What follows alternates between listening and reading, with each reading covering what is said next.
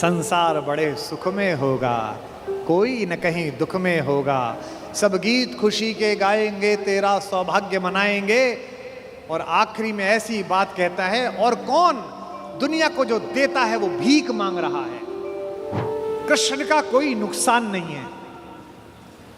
अगर कर्ण इधर आ जाता तो महाभारत समाप्त हो जाती।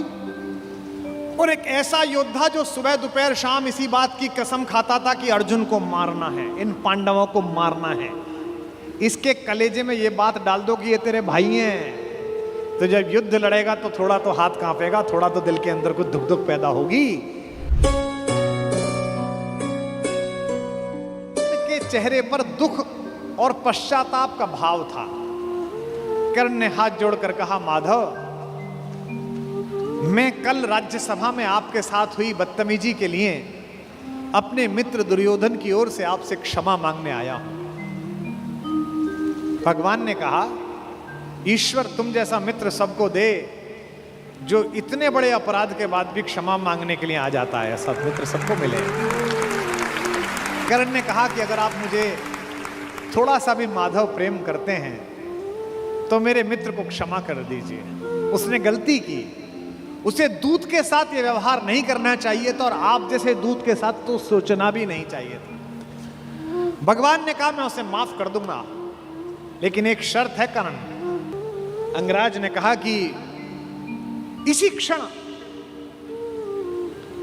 मैं आपको अंग प्रदेश का राज्य दे देता हूं, मेरा शरीर ले लीजिए, पर मेरे मित्र को माफ कर दीजिए। कृष्ण ने कहा, शरीर देने की इतनी उतावली में मत आओ अंगराज, समय तय हो चुका है, सबको देना पड़ेगा, तुमको भी देना पड़ेगा, पक्का तय हो। कर सकते हो तो इतना करो, अब मैं वापस पांडवों के पास जा रहा हूं, हस्तिनापुर की सीमा तक मुझे छोड़ के आओ। उसने कहा, इससे बड़ा सौभाग्य क्या होगा कि मैं आपको छोड़ने चलूं? आइए मेरे रथ में बैठिए। कृष्ण ने कहा कि ठीक है, मैं तुम्हारे रथ में बैठ जाता हूं। आपकी कार में कोई बहुत बड़ा आदमी बैठने लगे तो कभी भी ड्राइवर से गाड़ी मत चलवाना। ड्राइवर से कहना, तू नीचे उतर, सवार बहुत बड़ा है, अब ड्राइव मैं करूंगा, गाड़ी खुद चलाना सदा। कर्ण ने अपने चालक से कहा कि नीचे उतर, इस रथ पर त्रैलोक्य का स्वामी बैठने वाला है, ड्राइव मैं करूंगा। और कर्ण तो ड्राइवर का ही लड़का है, सूत पुत्र है, उसको तो आता ही है रथ चलाना, और रथ चालक का बेटा है। कर्ण रथ चलाने लगा। भगवान पीछे से उतरकर कर्ण के पास आकर बैठ गए,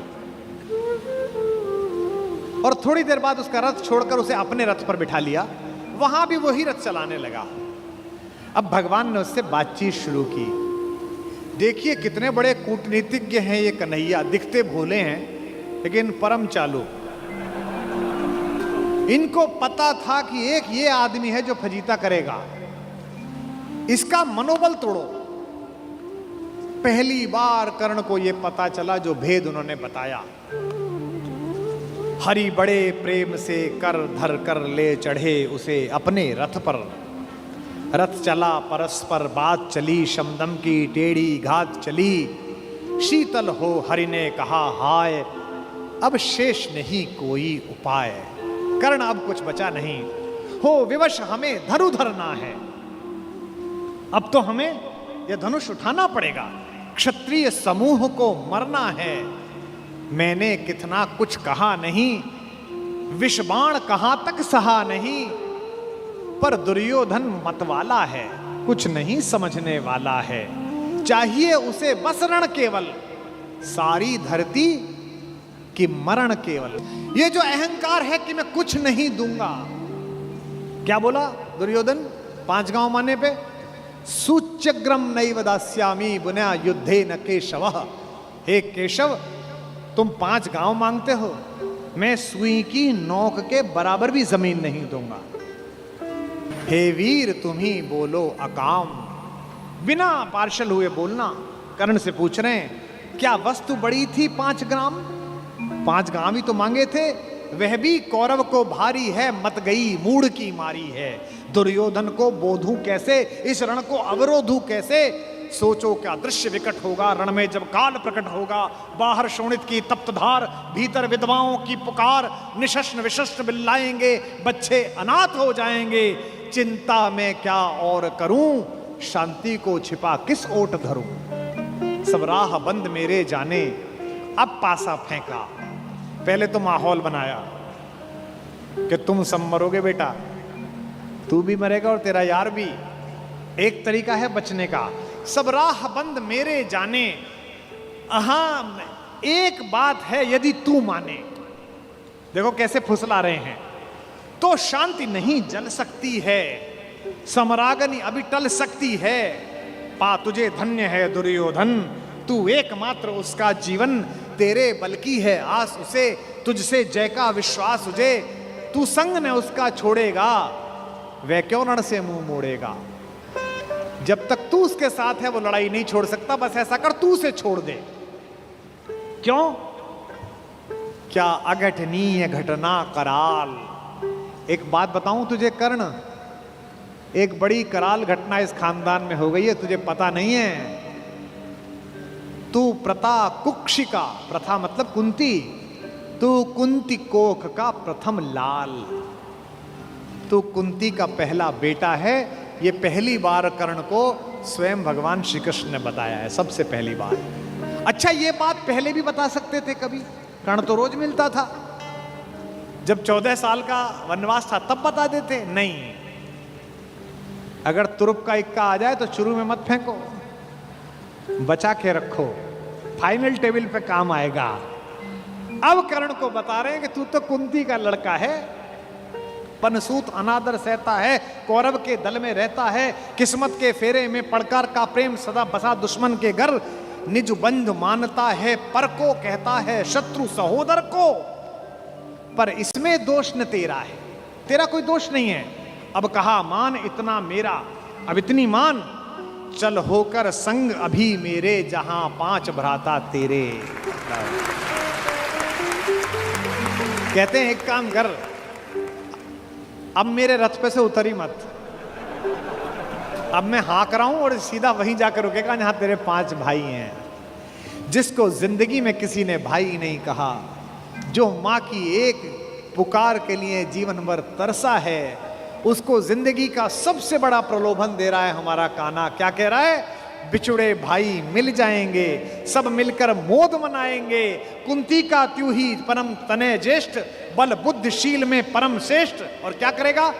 पद त्राण भीम पहनाएगा, भीम तेरे को चप्पल पहनाएगा। कैसे कैसे लालच है, कैबिनेट मिलेगी,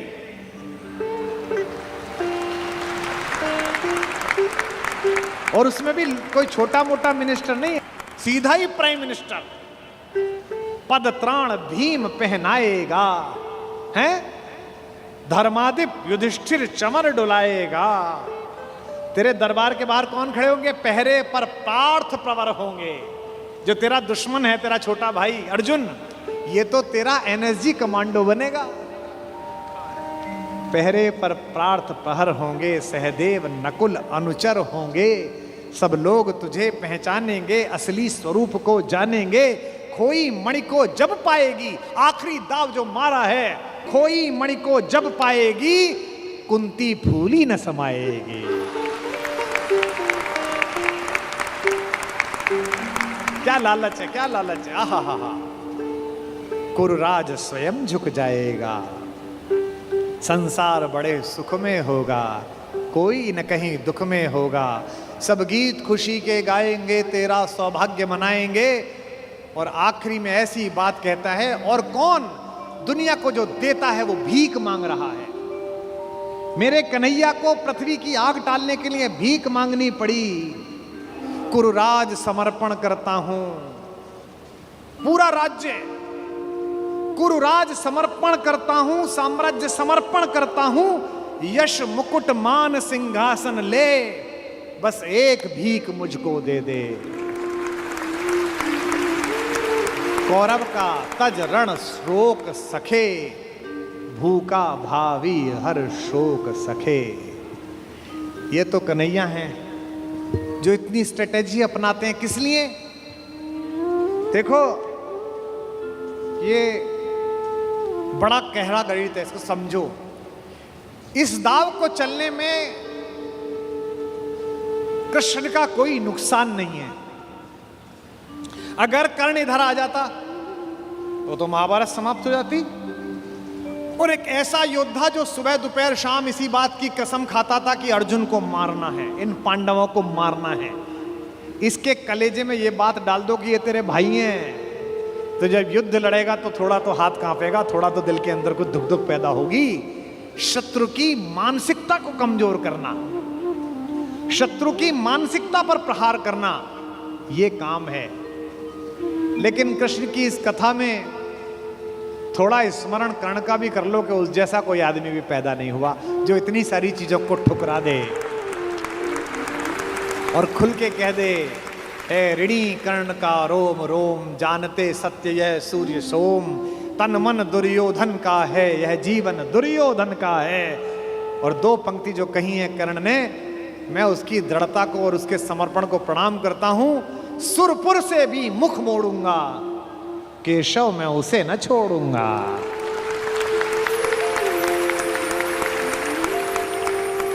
ये जो चरित्र है कृष्ण का योजना बनाने का, पहले कुंती को भेजा, जाओ बता के आओ कि तुम उसकी मां हो। मां ने कहा कि तू वापस आ जा, तो उसने एक वरदान दिया मां को। मां ने कहा, अभिलाष लिए तो बहुत बड़ी आई थी, पर आस नहीं अपने बल की लाई थी। था एक भरोसा यही कि तू दानी है, अपनी अमोघ करुणा का बड़ा अभिमानी है। उसने भी कहा, मां मैं तुझे वचन देता हूं कि तेरे 5 बेटे जीवित रहेंगे।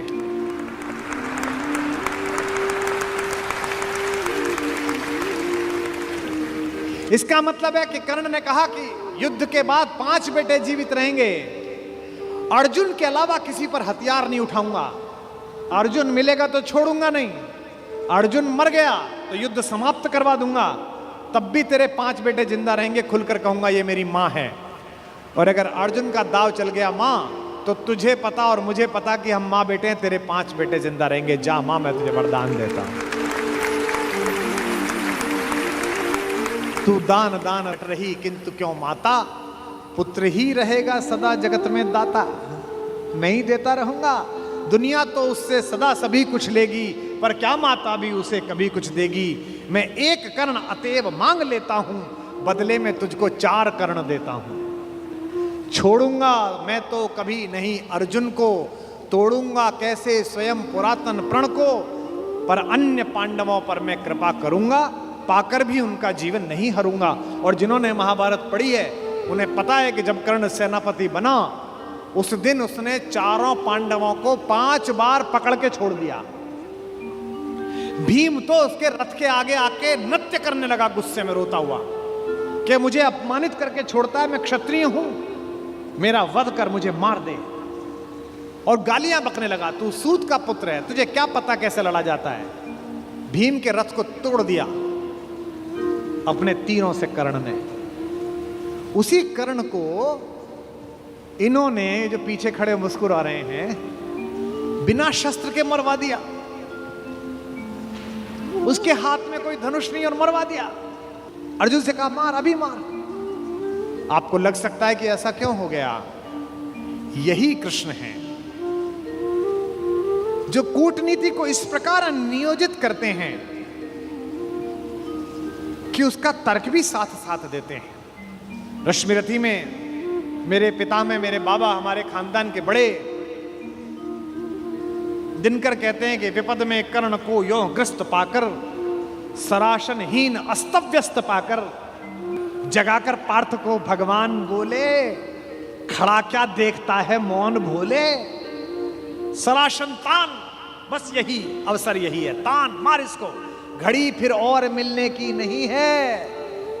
विषख कोई बाण, बाण कोई गले के पार कर दे, अभी ही शत्रु का संहार कर दे।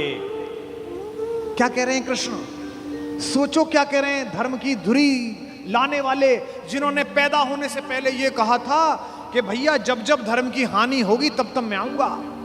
यदा यदा ही धर्मस्य ग्लानिर्भवति भारत अभ्युत्थानम अधर्मस्य तदात्मानम सृजाम्यहम्। धर्म की स्थापना के लिए आए हैं और निहत्ते को कह रहे हैं मार मार मार। ये क्या है? ये अधर्म है कि धर्म है? अब मैं तर्क दे रहा हूं कृष्ण की ओर से, जो कृष्ण ने उस समय तर्क दिए होंगे। कहते हैं श्रवण कर विश्व गुरु की देशना यह, विजय के हेतु आतुर ऐषणा यह, सहम उठा जरा कुछ पार्थ कामन, विनय में ही मगर बोला अकिंचन, नरोचित किंतु क्या यह कर्म होगा, मलिन इससे नहीं क्या धर्म होगा। हंसे केशव वृथा हट ठानता है, अभी तू धर्म को क्या जानता है। कहूं जो पाल उसको धर्म है ये, मैं जो कह रहा हूं वो कर, हनन कर शत्रु का सत्कर्म है ये। क्रिया को छोड़ चिंतन में फंसेगा, उलटकर काल तुझको ही घसेगा। ये जो हमको सिखाते हैं कि हम दूसरे की सीमाओं का अतिक्रमण करके घर में जाके ना मार के आए, इनको पूछो कि जिस समय हिंदुस्तान के चौराहों पर बम फटते थे, इनको पूछो कि जम्मू कश्मीर में जाते हुए हमारे सीआरपीएफ के जवानों के मुंह पर मतदान के समय जाते हुए ये लफंगे चांटे मारते थे। इनको पूछो कि पड़ोसी के भीख मिले हथियारों से हिंदुस्तान की मां बेटियों को आतंकित करने वाले और केसर की क्यारी में बारूद भरने वालों को सीमा के अंदर पार घुस के मारा जाए कि ना मारा जाए। देश का एक एक बच्चा कहेगा कि मारा जाए। नहीं जब पार्थ को देखा सुधरते, हृदय में धर्म का टुक ध्यान धरते, समय के योग्य धीरज को संजोकर कहा राधे ने गंभीर होकर। अब कर्ण बोला, हर पापी, हर अनाचारी, हर दुष्ट जिसने दुष्टता में साथ दिया है वो ज्ञान देने लगता है। भूल गया अर्जुन के कौन ज्ञान दे रहा है। अर्जुन के अंदर भक्ति, मनुष्यता, भावना सब पैदा हो गई। नरोचित धर्म का कुछ काम तो लो, बहुत खेले जरा विश्राम तो लो। फंसे रथ चक्र को जब तक निकालूं, धनुष धारण करूं, प्रहरण संभालूं, रुको तब तक चलाना बाण फिर तुम, हरण करना कर सको यदि प्राण तुम। नहीं अर्जुन शरण में मांगता हूं, समर्थित धर्म से रण मांगता हूं। कर्ण कहता है कि धर्म से युद्ध करो। कृष्ण मुस्कुराए कि बेटा अब फंसा के, अब मैं तुझे धर्म समझाता हूं, है ना। उपस्थित देख हो न्यायार्थ हरि को, निहारा पार्थ ने हो खिन्न हरि को। अर्जुन का तो सॉफ्टवेयर हैंग हो गया। इसे मारूं कि ये जो कह रहा है धर्म वो पालूं। और जब सॉफ्टवेयर हैंग हो जाए तो क्या करना चाहिए? जब तुझसे ना सुलझे तेरे उलझे हुए धंधे, भगवान के इंसाफ पर सब छोड़ दे बंदे। खुद ही तेरी मुश्किल को वो आसान करेगा, जो तू नहीं कर पाया वो भगवान करेगा। उपस्थित देख यो न्यायार्थ हरि को, निहारा पार्थ ने हो खिन्न हरि को, मगर भगवान किंचित भी न डोले। अभी तक तो हंस रहे थे, मुस्कुरा रहे थे, करते मार। जैसे ही कर्ण ने धर्म बोला, भगवान के अंदर से आग निकली। कुपित हो वज्र सी यह बात बोले, प्रलापी ओ उजागर धर्म वाले, बड़ी निष्ठा बड़े सत्कर्म वाले। मरा अन्याय से अभिमन्यु जिस दिन, कहां पर सो रहा था धर्म उस दिन।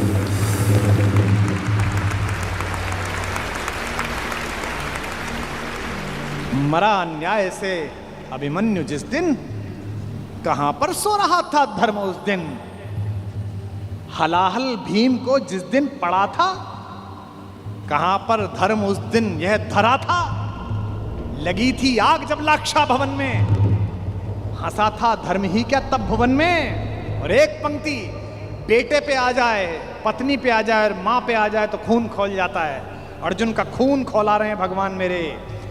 सभा में द्रौपदी की खींच लाके, सुयोधन की उसे दासी बताकर, सुवामा जाति को आदर दिया जो, बहुत सत्कार तुम सबने किया जो, नहीं वह और कुछ सत्कर्म ही था, उजागर शील भूषित धर्म ही था।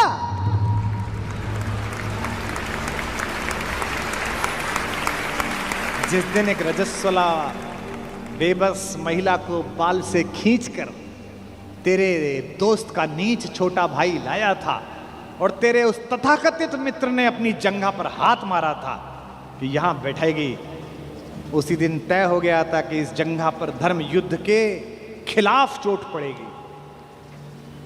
जो युद्ध जानते हैं वो सब जानते हैं। जुए में हार कर धन धाम जिस दिन हुए पांडव यति नष्काम, जिस दिन चले वनवास को तब धर्म था वह, शकुनियों का नहीं अपकर्म था वह, और कोई अपकर्म नहीं होता।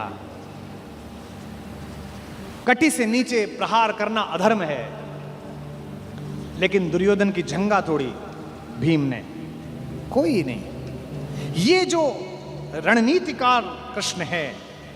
खांडव दहन हुआ, आप सबको पता है, आग लग गई, आग बुझी नहीं, इंद्र से भी नहीं बुझी, तो इंद्र ने अपने बेटे से कहा, अर्जुन से कहा कि भाई बुझा। सर्पों ने कहा कि बुझा। अर्जुन ने बादलों में तीर मारा और बादल बरसे। जब पुरुषार्थ आ जाता है तो तीर आदमी ऐसे ही मारता है, कभी बादल में मारता है, कभी जमीन में मारता है।